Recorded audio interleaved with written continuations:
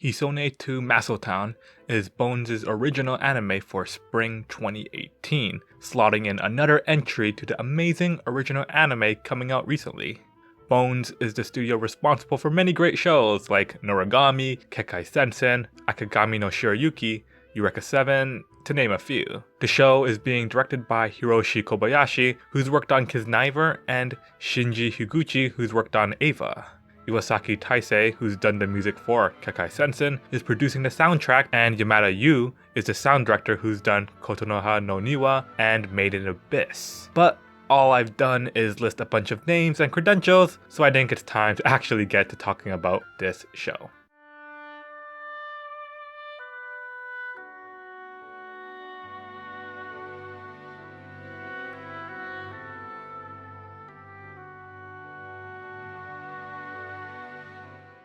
The story begins with Amakasu Hisone, who, much like many, does not know what she wants to do for the future. She has trouble understanding what it is that she can do, but in what seems to be a whim, decides to join the Air Self-Defense Force.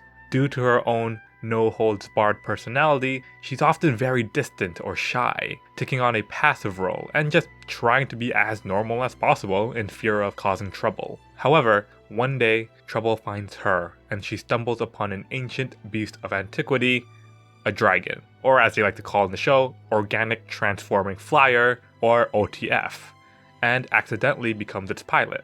And if you think the plot of the show becomes pretty crazy by the time dragons get introduced, then yeah, you'd be right. It's an odd combination to have dragons in a military setting like this. But they make for an interesting addition to the whole show. The whole plopping a dragon that's actually a military secret who's basically part mech isn't just there to be there. It's not so much a gimmick bait, but an actually nice compliment to the show that works with one of its major themes of self-growth. That's what I like about Hisone to Masotan, that it takes this common trope or theme of trying to find yourself and of trying to live as yourself and challenges it with something new. Much like with shows like Amanchu, who uses diving as its motif, or Barakamon, which delves into an artist's journey, or even Hidamari's sketch, Honey and Clover, the list goes on. This is a theme that's been explored well, but I haven't seen it be explored in such a visceral manner as much. The dragon very much can be looked at as this kind of parallel and companion that shares some of the sentiments of Hisone and what she's going through, while also being a catalyst of growth and of development. And it being a dragon and it adding this fantasy element makes that process of growth and development just that much more interesting and fresh, and creates more opportunities for antics and more gags and just more interesting situations that you wouldn't normally see. The story revolves around the dragon, yet it is still grounded in reality and so entrenched in character development that the story doesn't feel too overly dramatic or too fantastical. Much like in Ancient Magus Bride, the fantasy element is very well entwined in the world and becomes vital just by being there.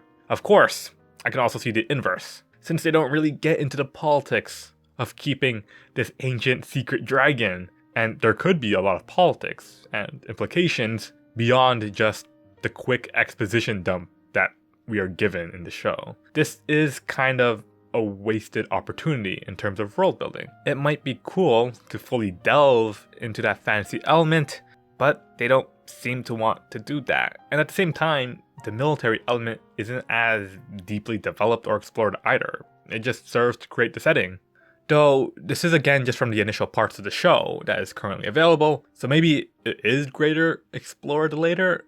It would make for very cool world building and potentially even character development if they manage to incorporate well enough, but I don't necessarily mind if they just completely ignore world building, the fantasy element, or even the military element, since really the strongest part of the show is the characters.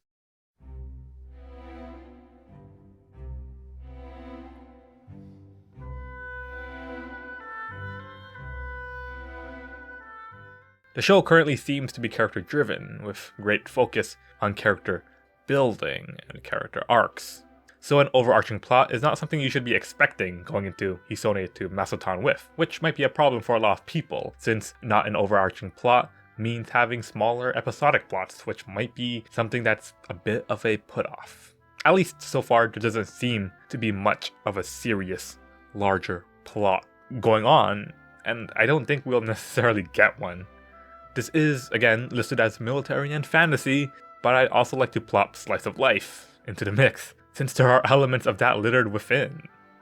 Before the show hits with its emotional and developmental beats, and even some of its smaller plot beats, there are these lighter moments of character building and of seeing more of the military base and the minor characters and just really having this lighter atmosphere that the show really does hold on to at the end of the day. You can even go so far as to say just how well disguised the slice of life elements of the show is. But really, it's just a very light show in general. We deal with heavy topics, but the show isn't trying to force it down my throat or cut me with edge.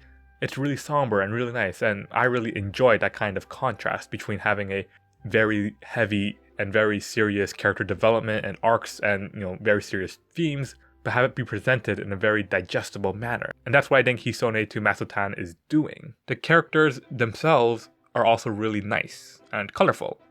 The show really wouldn't be as fun to watch and wouldn't be able to utilize its fantastical element as much if the characters weren't just so damn good. Not only are the characters really drawn out in their respective personalities to really push who they are,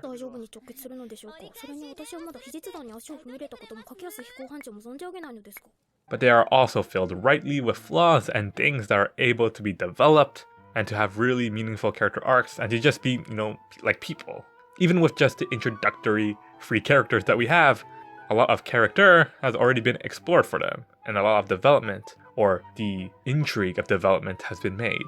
Beyond the main theme that Hisone brings as a character, the other cast are also slowly but surely bringing in their own complexities and their own stories. And watching these stories and issues collide and unravel has been great so far. The show's been great with character building and dealing with the balance of the protagonist with everyone else, and even playing a little with common character tropes, keeping things interesting. Though not every character in a show like this can be given all the attention, which is fair, and there are still some characters that we've yet to really get to know and are just kind of there for comic relief or fill space. But again, hopefully down the line something gets done with each and every one of the characters and we can really get to explore everyone, so the show really becomes this lively place that's not just focused on one character and throws away its supporting cast, which so far it doesn't seem to want to do, so that's a good thing. But we'll have to see. Focus is often a good thing, and the show's art direction can attest to that.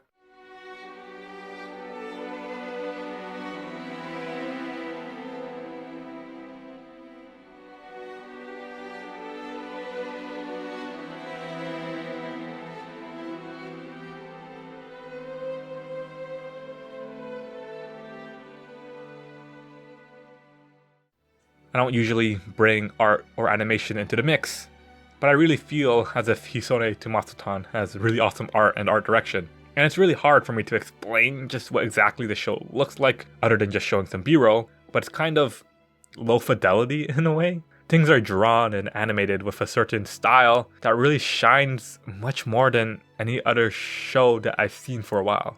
It's kind of airy in a way, or rustic. It looks really beautiful in its own right, and it's a really definitive art style, especially with the backgrounds and character designs. Along with that are moments of flight that happen that just ramp everything up a notch. The art just really gets to me, and I guess when I first watched the show, I was really taken aback by its style. To be fair, it was kind of off-putting in a way. It just felt really weird, and yet, after a while, I really enjoyed it. It's the kind of stylistic direction that I see in things like Sangatsu, and it just, for some reason, feels nostalgic. I guess with most shows looking a certain way now, it feels fresh, and I really enjoy that. It goes really well with the atmosphere, and with what the show is trying to portray, and I have no complaints. Along with art direction is of course the musical direction, which I absolutely adore so far. The timing of the soundtracks, and the soundtrack itself is very well crafted for the show, and very well made to contain its atmosphere. Stitching it all together really made the scenes just so much better and enjoyable to watch, and it gave me really great emotional resonance with all the scenes that happened. Hisone to Masotan has been a really great watch so far. It's an interesting and different plot from what we usually see, implementing a fantastical element in an organic manner. Along with this is a cast of colorful characters who all have their own complexities and their own issues to deal with that are explored as the main plot of the show, since there probably won't be a main plot of the show. And this is thus complemented even more by the art style and musical direction that ties every scene so nicely. Despite the show being, a slice of life, very light, extremely atmospheric, it's still really fun, and it deals with a lot of actual themes and topics in a way that you'd probably not see otherwise. So with that, I'd say giving this show a shot is very well worth your time.